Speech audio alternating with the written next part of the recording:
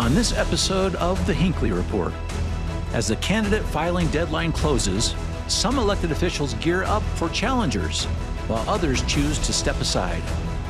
The major issues of the 2026 legislative session begin to emerge, and changes in U.S. foreign policy signal significant global implications. Funding for the Hinckley Report is made possible in part by the Cleone Peterson Eccles Endowment Fund and by donations to PBS Utah from viewers like you. Thank you.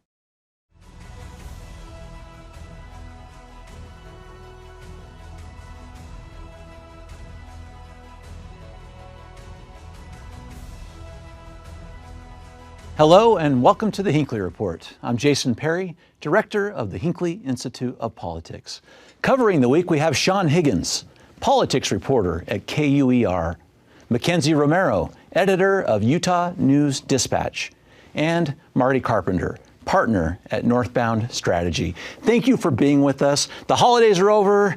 Legislative session's about to start. So interesting. Also, this is the time when we find out who's running for office. So interesting this happens right before the legislative session starts. And I want to get into that issue.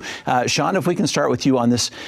This happened in 2022. It used to be if you were going to run for office, you would wait until after the legislative session, which had its own set of calculations. But now it's before the legislative session, except with one exception this year. Talk about that. Yeah, the one exception is if you are trying to run for Congress, you now have until March to decide on that. That is largely because of the broader fight over redistricting here in Utah. Obviously, the Republican legislature pretty upset about the situation right now, having one very Democratic district centered in northern Salt Lake County. And I think really the effort to bump this filing deadline back is to make sure the appeals process of this whole saga is brought to as much of a conclusion as can be before the absolute last minute, before these candidates need to decide whether they're going to run or not. And I think the interesting part here is we have 4 Republican Congress people right now. One of them will probably be out of a job come November with the way this first district is shaping up and the partisan divide there. Well, it's so interesting, Mackenzie. Yes, you got the congressional part, but I want to get to the local part, because we say the first congressional district, if that map stands, we'll talk about that in just a moment, it does have a corresponding impact on the candidates that are in that district, the Republicans as well that are in that district. Yeah, exactly. If this first congressional district really energizes Democrats, and based on how wide the pack is getting to run as a Democrat in CD1, what's that going to do when those Democrats go to the ballot to vote for our legislators also? Yeah, this going to be an interesting dynamic, Marty. Yes. Also the possibility they think, hey, this is set up so well for us, we don't actually need to get out and vote, and so it could actually go the other way. At this point, there's so many variables, it's hard to even predict and try to figure out what's going to happen. I would say this, as far as candidates deciding whether or not they're going to run for legislative seats, very few of those decisions are actually made late. They're made early. They're just announced at some point, or they become official because you have to either go declare or not. But if you're going to win and you're going to go really run a competitive race, you really have to have your ducks in a row by this point, not another month down the road or 3 months down the road in the congressional cases. Marty, you've worked with candidates that have been on both sides of this filing deadline in the past, I know. How does it change a mindset, approach, or maybe even the kind of bills that get presented if you are waiting to announce or you're announcing right before? Yeah, I suppose if you're in the legislature and you know that you're not going to run, it gives you a little sense of freedom. Otherwise, if you're going to run, yeah, I think it does factor into some of the decisions you make. Where am I positioning myself on the issues that are going to matter when it comes to my race? Now, a lot of times I think we overcomplicate that. And if you're running for a Utah House seat or even a Utah Senate seat, there may be 1 or 2 things that are actually going to give you enough movement within your voting block that would make a difference. So I don't think it changes everything, but maybe in a few calculated ways you say, hey, I'm going to be real supportive and vocal of that tax cut right now, right? I'm going to be very much on the 80% side of this issue, knowing that that's going to help me going into the actual election season. So we do know outside of the congressional district, we'll see who maybe doesn't get on that's currently a member of Congress. But what we want to talk about now is the candidates themselves. Can you give us a couple of interesting races you're watching? Maybe, Sean, start with the one I'm watching the closest. You got the president of the Senate, Stuart Adams. Yeah, Stuart Adams has, I think, 3 Republican challengers right now. I don't think he's ever faced a serious challenge in his entire electoral career. And I think really when you look at the not just Stuart Adams race, but broadly who is challenging some of these more prominent Republican lawmakers, they're not just nobodies. They're people who have political chops in one way or another. So I think that's really going to present an interesting dynamic as we get toward the convention season and then the primary season after that. Who's going to be actually taking this seriously and gathering signatures, because that is really the way to get on the primary ballot right now if you really want to have a competitive primary. So I think it really speaks to the broader moment in Utah politics right now. Obviously, Stuart Adams got caught up in some controversy over maybe some his influencing legislation that benefited a family member. Other things that have happened in the legislature, certainly with some other candidates as well. So I really think it speaks not necessarily to Stuart Adams as a legislator, but maybe just the current moment in Utah politics. Mackenzie, any races you're watching? We'll be really curious to see how the primary challenge for Representative Jordan Tusher goes, being challenged by the president of the Fraternal Order of Police just after he ran his unpopular collective bargaining restriction bill. So what does this primary say about how Republicans really felt about that collective bargaining bill? We're going to find out in this primary. I guess we will. I think that's a really interesting one as well. The one thing I would say about President Adams' race for re-election there. He's, as you mentioned, he's never had a challenger before. That's the best scenario. The second best is to have 3+ challengers, because they're going to end up splitting some of that vote against him. And ultimately, he still has name ID that's in his favor within his district, as well as the fact that there are a number of voters who are going to say, you know what's really good for my home district here, my home Senate district? Having the Senate president be from here. Yeah, absolutely right. Let's talk about a couple of factors that are playing here. As of last count, it's over a dozen, maybe up to 16 current members of our legislature are not going to be running again. That is a pretty significant number. The average amount of time that someone is in the Senate and someone is in a House seat has been going down. I'd love to just hear what your thoughts are about. Let's start with you, because I know you have some thoughts about this, Marty, too. But why is this happening? Why so many people exiting? And they are from all sides of the spectrum inside the parties. I'm always more surprised that so many people want these jobs than I am that somebody wants to get rid of this job, because it is, the most full-time or full-time plus part-time job in the entire state. Like these are actually very rigorous jobs with a lot of important decisions, a lot of data to process, a lot of ideas to understand, a lot of perspectives to understand, and a lot of politics to manage. So they're really tough jobs. It doesn't surprise me so much that people are saying, hey, this was a great experience. I've done this for 2 terms, 3 terms, 1 term, and now I'm going to step aside. You're almost going to see, I think, a little bit of a bifurcation there, that some people are going to stay in a long time. And we're seeing people stay in leadership positions a little bit longer, especially at the top in the legislature. And maybe some people who are just in 1 or 2 terms and then gone, and there's going to kind of be an erosion of the middle class there. I think what really stood out to me was just the names that are going to be stepping down for one reason or another. Some very prominent names. Carrie Ann Lisenby comes to mind, who has really made a name for herself in the Republican caucus. Was in leadership for a while. She made a run for majority leader, did not get that. But I think Tyler Clancy as well. He's moving on to be state homeless coordinator, so not retiring from politics per se, but retiring from the legislature.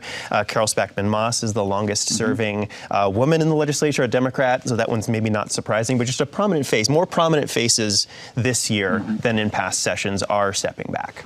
Mackenzie, one of the comments has been made from some of these legislators is it's becoming a lot more than just a part-time job. It's becoming something more than that. Talk about how that is factoring in from the people that you're interviewing. Well, one thing that I keep thinking about is just look at the sheer number of bills. Every year, they are running more bills. They are passing more bills. They are doing so much work. At times, the governor has even asked, does this bill really need to be a bill? Could this bill have been an email? Yeah. And where can we scale back? Where can we focus our efforts? Maybe that's something that could ease off. It's always interesting when the governor or someone says that bill could have been an email. alternative I policy. thought the Tyler Clancy one, obviously he's leaving to go take a job. You can't work for two branches of government at the same time, so that's why he's stepping out. I wouldn't be shocked to see him back at some point. Like, I think he was an up-and-comer in the legislature. I thought he was very effective in the short time he was there. Obviously effective enough to get onto the governor's radar so that he goes to take on a big challenge. It wouldn't shock me to see him back in some office at some point. Okay. Well, let's talk about how this makeup will change over time. It does depend. We already touched on redistricting, Sean. Some notice was given from the Republican Party this past week, and it was interesting because I think, according to the KSL article, the legislature is saying the future of Utah relies on one upcoming Supreme Court decision. That is at least what the headline read. Put that in context, if that's what you're hearing right now, because tell us what they've asked and what the ramifications will be. Yes, so this really stems from a decision by Judge Diana Gibson, who basically closed part of the case completely, that gave the legislature a narrow path to appeal this decision that instituted the map that we have now with that one Democratic district. And we are really waiting on pins and needles for what the Utah Supreme Court is going to say. They already weighed in last summer, 2024 on this. And so whether their thoughts have changed so much, they didn't rule directly on the map, they just ruled on the underlying laws that drew these maps. But when we talk about the state constitution is very clear that the legislature shall draw the maps. But whether they are following laws that are in place right now that govern how those maps are drawn, I think is what the Supreme Court needs to be thinking about right now. And that question is something that has a lot of different interpretations right now, and a lot of it depends on what your personal politics are. I guess that's true. Go ahead, Mackenzie. Lawmakers have not been shy about showing their displeasure with the judiciary when these Supreme Court decisions have come down that they have not agreed with. And so depending on how this decision that we're all waiting for goes, if it keeps the map, if it continues to allow this Democratic district to exist, we'll see what kind of a reaction we get. And I don't think it will be quiet. Marty, so the announcement was that they're appealing. No legal briefs have been filed yet, but talk about the core that they're getting to. The answer that you understand the legislature wants to get is tied to Prop 4, of course, but what's at the heart of what they're going to ask the Supreme Court to do? I think, in hindsight, you would say right from the outset, you should have challenged the constitutionality of Prop 4 to say this is a change you're making at this level of government, but it is superseded by the Constitution. And that's ultimately, I think, the argument they're going to end up making to the Supreme Court, and we'll see where they land on it. But yeah, this is a fairly momentous thing for us because, I think you can understand the argument. We know that every branch of government is pretty protective of their own powers. The legislature, if anything, over the past 25 years has been on the offense at taking away other people's powers and sort of expanding their kingdom a little bit. This is the first time they've sort of had something taken away, or at least in the mix of being taken away. So surely they don't like it, and I think they have a really strong constitutional argument. I don't know. My 8th grade civics would tell me that ultimately that's what Supreme Courts do. They look at the Constitution and look at the law and say, do these two pieces of the puzzle fit together? And if not, then it doesn't work. Well, let's add, Mackenzie, another piece to the puzzle. This ballot initiative. Talk about what's happening with that. Describe what it is and then where we are as of today. Yes, so Prop 4 came about through a ballot initiative, Utahns signing on saying that they wanted an independent redistricting commission. A new ballot initiative is now seeking to undo Proposition 4, undo that original ballot initiative. And so it's underway. Signature gatherers are out and about. And the big question now is whether or not they're going to make it. They have less than a month to go. And as of this morning, Friday morning, have over 37,000 signatures on their way to needing to exceed, to be comfortable, 150,000. And this is by February 7th, right, Sean, is when the signatures need to be submitted, verified by March 7th. In your interviews, the people you're talking to, tell us what your read is right now. Has the kind of position changed on this particular issue? Because this Prop 4 narrowly passed. It was just over 50%, even at the time. Yeah, Prop 4 narrowly passed, and I think we've heard rhetoric certainly from the governor, who recently said that I don't think anyone who voted for Prop 4 thought this is what they were intending to happen when you look at the map we have right now with the really, really blue district in Salt Lake County. But I think the narratives here are in some ways confusing for a lot of people. They're not quite sure what they're putting their signature down for. Are they against gerrymandering? I think people have different definitions of what gerrymandering actually is this day and age. So I think when you contrast this to the effort to repeal the collective bargaining ban law,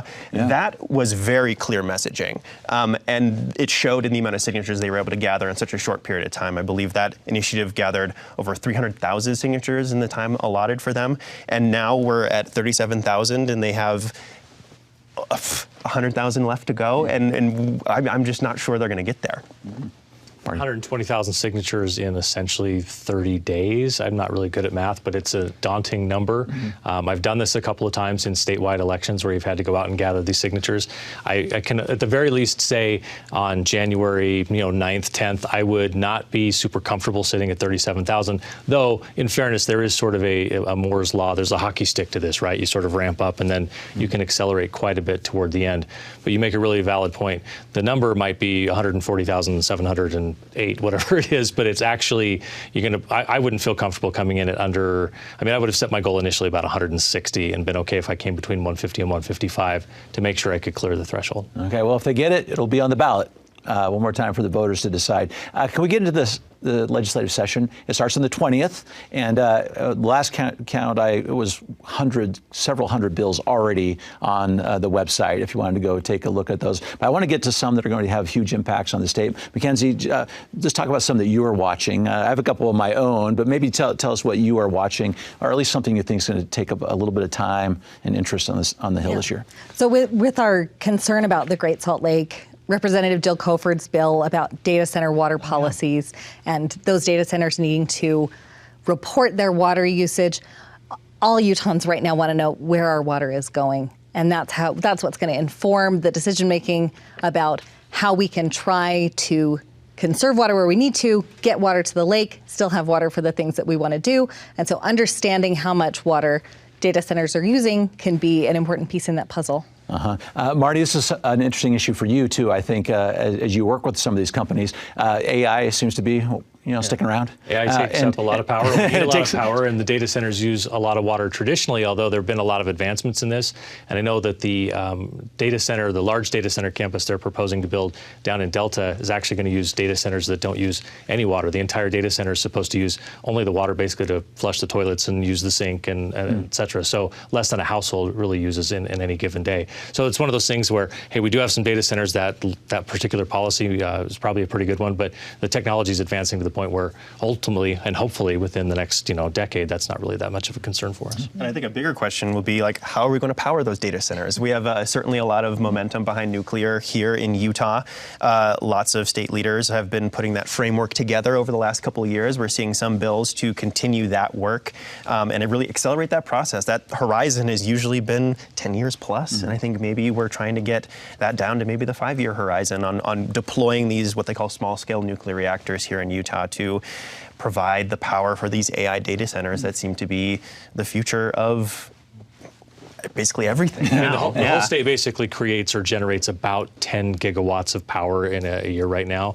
The project down in Delta, for example, could double that, and then potentially even more as nuclear may be a part of that. And then we're going to add potentially more nuclear in other parts of the state. So it's really interesting to think that the thing that's going to power us is power, right? We're going to need that electricity, and that's what's going to help keep America secure and competitive going forward. And Utah can be a big part of that. We can be a big energy producer.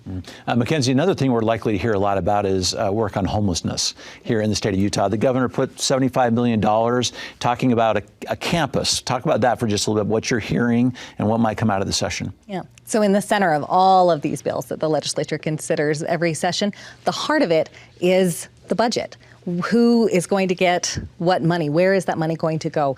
And the ask from the governor for this centralized homeless campus that the state is pursuing is $75 million. That's so much money. Some of that needs to be one time to build it and then a good allocation to keep it running. And so as everyone is fighting for money at a time when legislatures across the country have less than they used to, Utah has a good, strong, balanced budget and has for a long time, but that doesn't mean that we have quite as much money to play with as we did before. So seeing just how much money the legislature does allocate for the homeless campus is going to be an important thing to watch. Not a small price tag, so you're going to have to effectively communicate and make the argument. This is an investment that we're going to solve a problem that's been a problem for us for a long time. We're going to actually address it, and this is the right step forward. If you can make that argument successfully, you can find $75 million in a $30 billion budget. And it's also important to say that the legislature's priorities are not always the same as the governor's. And we've seen this in the past where the governor has had budget asks for some things on his wish list that get absolutely nothing at the end of the year. Homelessness, I know certainly there are some voices at the legislature who really think that this is a local problem and local governments need to step up more and do this. They may balk at a $75 million price tag and maybe fund it at a fraction of that or not fund it at all. So that really is going to take shape as the legislature moves on. We might get a feel for it maybe halfway through when executive appropriations really starts getting to the nitty-gritty of their budget and what their priorities really are. Like I said, there are wish lists. Everyone has a wish list at the legislature. Yeah, I have my own. Everyone has their passion project that needs that $10 million, that $1 million, and there's just not as much as there used to be to go around. And with a question mark on the federal money, as President Donald Trump's executive order pushing money toward treatment and accountability options treating homelessness rather than housing first options treating homelessness, as the question about whether that will be allowed to proceed as it's challenged in court remains, the state side of this becomes extra important. I want to get to a couple educational items. Marty, it's interesting. Let's talk about mobile phones in schools. Last year, a bill was passed that said during instructional time. The push this year, which was support from the governor, is bell to bell. As you're in school, no phones. Talk about that for a moment. Well, it feels like the data is becoming clearer and clearer on this, that our kids can thrive in an academic situation and also in like a social setting at school where they need to be interacting with their peers more without their phones. That this is, I think, becoming the consensus, like we need to move this direction. It is really hard to kind of claw it back. Politically, the beauty of this is everyone who this will be popular with, parents, can vote, and everyone who it will be unpopular with, students, cannot, which actually makes it very politically possible. What are you hearing from parents? Or maybe even students, if Marty's right about that. Yeah, well, one of the students who helped push to establish the classroom time ban last year said that she has seen great improvements and real success among her peers, a lot of whom didn't like it and weren't very happy with her for pursuing this, a high school senior who supported it at the time. And now she says they can see and she can see how they're talking to each other more, how they're spending more time together. And so if the ban pushes outside of just the class hours, outside of the classroom, into the hallways, into the lunchrooms, onto the playground, then that's more opportunity for those students to be without their cell phones and with each other. What are you about to say, Sean? What are you hearing? I mean, I think we were talking about AI, and I think when this bill first came in front of the legislature, I believe it was 2 years ago, there was a big question of how is this going to be enforced? This is just more work for teachers. And I think educators are really reckoning with the power of AI in education and the downside of AI in education. I think we've seen anecdotal stories of how kids just log on to ChatGPT and that's their term paper. That's their book report, and they're not thinking critically anymore. And I think teachers and educators are really worried about unfettered access to some of these things, and if they can find a way to mitigate that or use it in a smart way where it's very regulated through a school tablet or what have you, and not just having the phone in your pocket, pulling up ChatGPT, doing whatever. I think that has really changed the tune as far as the education side is concerned. Mackenzie, I want to stick with this education because we're going to see some efforts on literacy. And the Gardner Policy Institute put out a paper this past week that has found that less than half of K through 3 students are proficient in reading in the state of Utah. That's less than half of our up to third graders. Our third graders are not reading. So there's going to be some efforts on this. Talk about that for a minute, because it's been championed by our legislature, by our governor, by our first lady, and many in the business community, including the Ivories, who commissioned this study. Yes, I mean we knew back in 2020, before 2020, when this push to increase literacy among students by third grade came about, that it makes such a difference in which students succeed, which advance, how they're able to do in school going forward, reaching that literacy point by the 3rd grade level. And so this push now to continue pushing that by keeping students in the 3rd grade rather than having them advance if they are not at reading proficiency, the hope is that it's going to help them succeed in the long run. But that also carries the question of what impact does it have on a student to not be able to advance to the 4th grade with their friends if they're not reading? And hopefully the motivation to work on reading and proficiency can see some real results for these students if we continue to focus on it. Really quick, Sean, one of the consequences might be holding kids back from 3rd grade. And I think the big question there is how parents are going to feel about this and whether they think it's appropriate for the government to say, hey, if they're meeting all these other benchmarks and they're just a little behind in reading, does my kid deserve to be held back? Like Mackenzie said, to not be with their friends. And that's a really formative time of their lives. They're building these friendships that might last a lifetime. And if you are having a kid start over after a year, it's a big question for a lot of parents. And I think we might hear from quite a few of them on the Hill this year. Okay. We're looking to the state of Mississippi where they have implemented consequences, I guess, like this for students where their proficiency isn't advancing. They've called it the Mississippi Miracle, where they have seen success among these students who the push to enhance their literacy, to get them where they need to go, and keeping them back and working with them if they're not there is increasing retention and success in the long run. So what can we learn from other states on this is an interesting part of this issue.